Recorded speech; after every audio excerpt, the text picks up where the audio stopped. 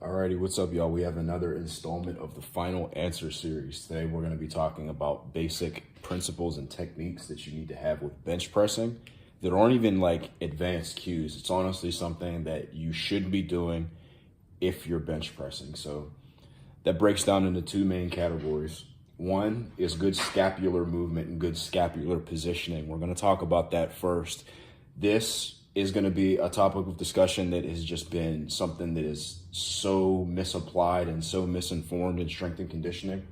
We've all heard the phrase, retract your scapula, do all this and all that bullshit on bench press, and then people end up with hurt shoulders. That's what they were trying to prevent. We're going to talk about that, and then the enigma that is leg drive. So first and foremost, you have to understand what your scapula is. It's these fucking things that are like, I guess you could say, Dorito-shaped bones in your back that contribute to you being able to roll your shoulders forward and backward. Basically, it's a galaxy brain way of saying you're rolling your shoulders forward, it's protracting, putting them back is retracting. When they're fully retracted, your scapulas are most close together. When they're neutral. They're just where they're supposed to be at. And then when they're fully protracted, that's when they're farthest apart. So when you're in a bench press, you want to be able to move from neutral to protracted back to neutral seamlessly and effectively. Where neutrality comes into play is something that we're going to cover in a second, but we need to be able to talk about how to cue this specifically. If you're someone that has difficulty retracting your scapula and moving it back to neutral, there's a movement that is very intuitive that's going to be an easy fix for that. It's just a weighted push-up or any sort of push-up that allows you to go through this very intuitively. Once you get that tactile sensation of your scaps moving around, then that's when you can start to apply these other things that we're going to talk about. But if you're someone that struggles with the protraction, rolling your shoulders forward, an exercise that is just really intuitive for cueing that is any sort of row where you can very intuitively let your arm roll forward and then you pull it back. That actually cues that retraction and protraction simultaneously. So those two, the push-up, either weighted or, with body weight, or any sort of row where you're really allowing for a full stretch and then a full squeeze. Protraction is a full stretch. Retraction is a full squeeze. It's just an easy way of thinking about it. Neutral is just neutral. You're not doing anything with it. That out of the way, though, there's an important reason why you don't want to necessarily fully protract, which is where the boomers come into play when they just say fully retract your scapula and keep it there. But there's a reason why you need to press from this angle as well. So we'll just go ahead and take the opportunity to draw like so if I was looking at you from your head back, this is what your bench would look like if you're properly set up. So on your unrack, your arms are perfectly straight. That's your little peanut head. And here's the bar. This is an anatomically strong way to unrack your bench press. Why is that? Your arms are fully locked and you're not relying on your pec minor and all these weak support systems to support what could potentially be 300 pounds, 400 pounds, 500 pounds. This is what an anatomically weak unrack looks like. You're fully retracted, and to one degree or another, you are anatomically not going to be capable of locking out your arms. Now, the degree of severity in terms of that is just going to be dependent upon the person. I made it kind of obvious just for demonstration's sake. So you see right here, this is a straight line. This is an angle. There's a few things wrong with that. So first and foremost, you're not properly loading your tricep here because it's not fully contracted. And because it's not fully contracted, you're not able to rely on your bone structure as a support system to assist you with your unrack. That's going to make for bad positioning. It's going to make for elbow pain. It's going to make for shoulder pain because here, we'll just draw a quick anatomy diagram over here in this corner. Here's what you're working with in terms of your upper body musculature relating to your bench press. We're not going to draw the whole upper body, just the relevant musculature. So when you unrack, you're supported here, here, in your tricep, and in your elbows. All of that collectively, all together, is creating a rock solid unit of stability that's going to make you the strongest and give you the safest way to press. If you're eliminating this and this, you just lost two immense support systems with your unrack. So when you remove support systems, these are going to have to overcompensate. That's when your deeper chest fibers, your pec minor, and your shoulder start to overcompensate. These muscles were not designed to hold all this weight without the aid of these, or else we wouldn't have evolved to have these support musculature and, you know, joints and bones and shit. Here's why that's important, and here's where retraction and protraction comes into play. So this is, by and away, the cue that gets the most resistance on social media when you talk about it, because we're all told from boomer powerlifters, the Mark Rippetoes, the fucking, we all know these Mucinex booger built ass fucking boomer powerlifters that tell us to just retract and then don't move it there. Here's the problem with that. When you're fully retracted, you're not anatomically able to fully lock your elbow. You can try right now, fully retract, and then stick your arms out and try to fully extend your elbows. You're not going to be able to do that. You're going to have to fight against your body's structure to do that. That's where these pec minor injuries come into play. That's where these elbow injuries come into play. So instead of you starting from a retracted state, you're neutral and you're doing this instead. I talk about this in another video. Well, I had to delete it because of YouTube and copyright and all that, and I didn't want to get a strike, but we're talking about it now. So on your setup, this is just the easiest way I can explain it to you. You're creating that preeminent pressure by sitting onto your neck and your traps. And that's how you're creating that initial stability. You potentiate that through doing an arch and through leg drive, which we're going to talk about in a second. Now, when you descend, you bring the bar down. As you bring the bar down, you retract your scapula. You pinch your shoulder blades together. That's where people say that rows have carryover to bench press. This is why rowing has carryover to bench press.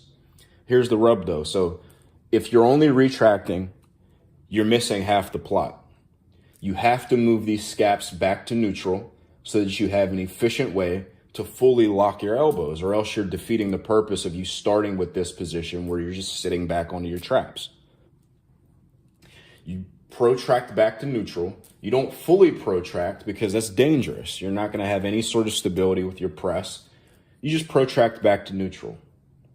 That's how you employ retraction and protraction into your bench press. So to summarize,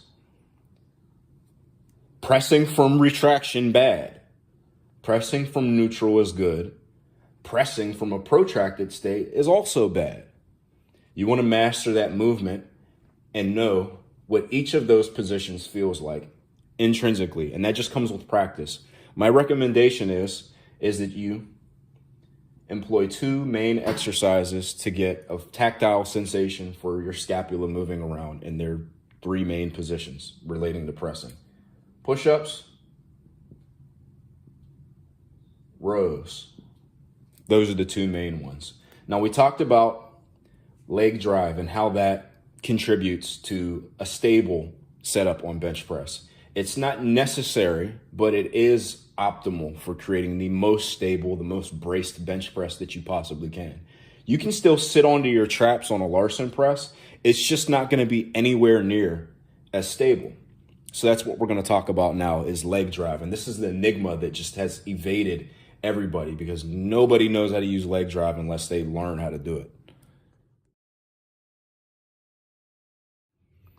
All right, so now for the leg drive portion. This is going to give everyone that watches it that doesn't know how to use leg drive or is quite inconsistent with it or just uses it sometimes on accident, maybe when they're about to fail the last rep of a really high rep set or something like that. Now, just to tell you what good leg drive should feel like, I have created this giga ripped guy with some pinched glutes in some tight shorts so that you can see what muscles should be contracting. So I guess we'll start with the peanut ass here. When you're employing proper leg drive, you should feel your glutes. You should also feel your hamstrings. You're also going to feel your quads. You're going to feel your lower back. And then you're going to feel tension on to your upper traps and your neck as well. A properly executed bench press is not just an upper body lift. It is just as uncomfortable as a properly executed slack pull and a deadlift. Is just as uncomfortable as a squat. When you're employing every strategy that you can use to lift the most amount of weight possible, that doesn't come at the cost of the lift being comfortable. Larson pressing is very comfortable. It's not anywhere near as much total body tension. And there's a reason why, when you're stronger that you employ it, that we didn't talk about in that Larson press video. When you're executing properly employed leg drive, the lower back is the bridge. So it starts in your legs, it goes into your lower back and into your core, and it ends in your upper body pressing musculature. If I could compare it to something, it's like the difference between bracing on a deadlift and not bracing on a deadlift. You're going to have an immense difference in your capacity to lift weight. Now, how do you achieve this bridging effect? Okay, so it's intuitive to create an arch. You could all probably just extend your back right now and flex your lower back muscles. That's not hard to do. It's also not very hard to sit onto your traps, but it's the transition from here to here to here that eludes people. Leg drive is essentially this. It doesn't matter how you do it. There are some things that you want to feel for starting from your feet. So a lot of people, when they start off with leg drive, just arbitrarily put their feet on the floor and then they press their feet into the ground and they say, well, I'm using good leg drive. And then they don't feel tension in any of these areas. So there's essentially no leg drive. Leg drive starts in your feet. So what I like to say, an easy cue. So let's just say we're looking at Sammy Sausage Head on the bench, and you're looking at him like from a bird's eye view. And he's trying to do some leg drive.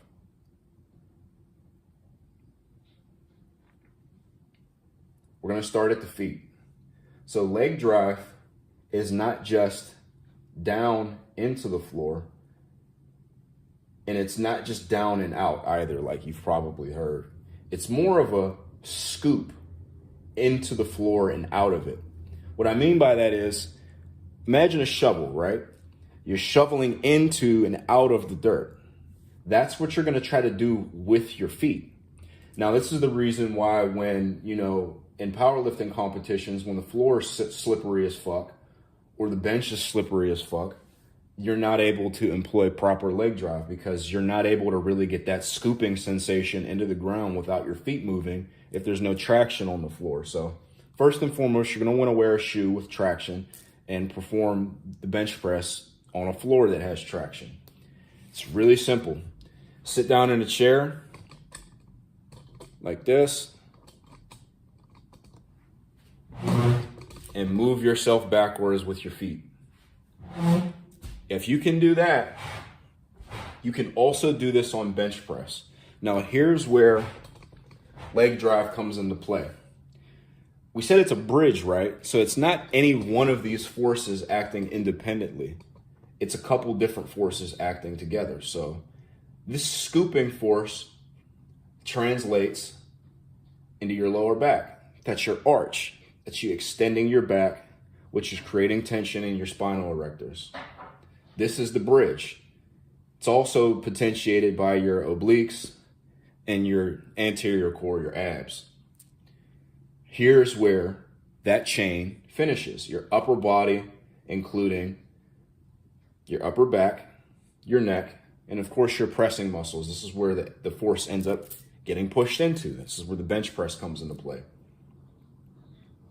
How you translate from here to here to here is that, just like with a deadlift, we talk about you have to pre-pull slack into the bar. You should be pre-pushing into the bar with your upper body musculature at the same time that you're doing all this. And then hopefully your bench isn't slippery as well. If your bench is slippery, go ahead and just wrap a band around it long ways. You know you have it done all right when you feel an incredible pressure from your feet, going into your legs, going into your hips, going into your ass, going into your spinal erectors, and into your core that ends up into the bar. Now let's talk about different ways to employ leg drive and why Larson press is very intuitive to use for someone that's on the stronger side. When you're someone that's on the stronger side, being that you're recruiting this lower body musculature and you're flexing the shit out of it, the more weight that you lift on bench press, the more that you're going to have to fatigue those lower body muscles. Now, as you fatigue those lower body muscles with an upper body lift, you're taking away from your lower body lifts. I'm going to link down to that Larson press versus close grip bench video. We talked about that there. Here's why Larson press is an intuitive lift for advanced lifters, or advanced, quite honestly. Like if you're not benching at least 315 or fuck it, more than that, like 350, you shouldn't really be doing Larson press in my opinion. Leg drive is really only like tenable to do for like lower rep sets in my experience. That's like a golden tidbit. So let's just say you got Sammy Sausage Head here. He's doing his bench press. He's got good leg drive and everything. And after his 5th rep, he has to release his leg drive because the tension is just too much. You can release and reactivate your leg drive. However, your positioning is going to be slightly off when you do that. That's why a lot of times, if a powerlifter is good anyway and they're strong, they'll do something like a Larson press. Not only are they getting more out of less weight, they're getting in the upper body volume with their bench pressing movement pattern without having to worry about a dip in performance or a shift in positioning from readjusting their leg drive. All that they really realistically have to do is rebreathe. You can do that very easily without moving your body at all. Readjusting your leg drive comes into play with readjusting your feet, releasing tension in your hips, breaking up this chain so that you can relieve some tension and then reactivate it. Larson press is really good for just circumventing that factor altogether. Now you might be asking, okay, how do I know if I'm using good leg drive or not? Here's a simple test, and here's the last thing that we're going to cover on the video before we close up. Perform a Larson press. If you do a Larson press and it's exactly the same in loading and exertion as your regular, supposed competition style leg drive bench press, you don't know how to use leg drive. In short, you have to key into your spinal erectors, your hips, everything in your hips. So your glutes, your legs, your feet, upper back, and then tension into the bar as well. If you feel a full body brace from each and every one of these kinetic units, you know that you're doing leg drive correctly. If you only feel it here and you don't feel it here, here's where you need to put your attention to. Likewise, if you feel it here and you don't feel it here, here's where you need to give your attention to. And then if you feel it everywhere but here, here's where you need to give your attention to. Newer lifters or lifters that have not given attention to their leg drive have areas of opportunity in one or all of these areas collectively. Now, in short, scapular movement. You have to master that first because that's just how you stop yourself from getting hurt.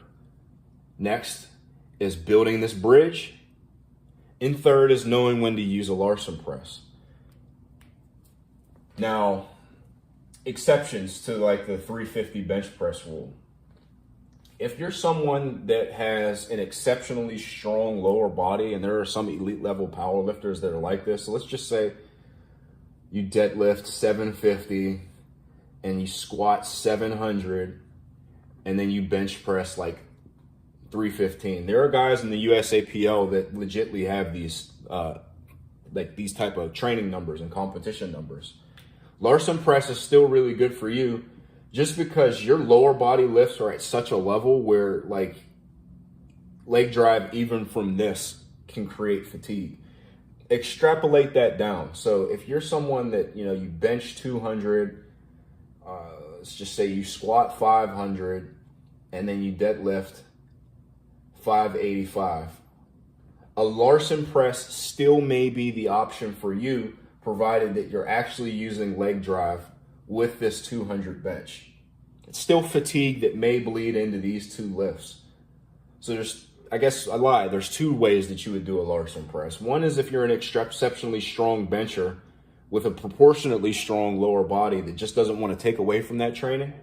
Or if you're an exceptionally strong lower body lifter and you don't want to have any extra fatigue on your lower back at all, or your lower body musculature, you would use a Larson press. I hope this answers a lot of questions that y'all have regarding basic bench mechanics and leg drive, things to watch out for, things to test for. Now, one last word that I want to leave with you is that there is no one size fits all way that you position your feet with your leg drive.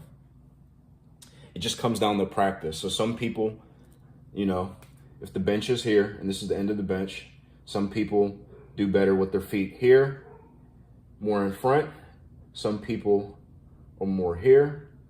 Some people put their feet more behind them and more to the side. You just play with each of these positions to see where you can generate the most force into your hips and into your lower back and eventually into your upper body. And that's just going to vary for everybody. I hope this has been helpful for everybody. Please leave me any questions that you have down below.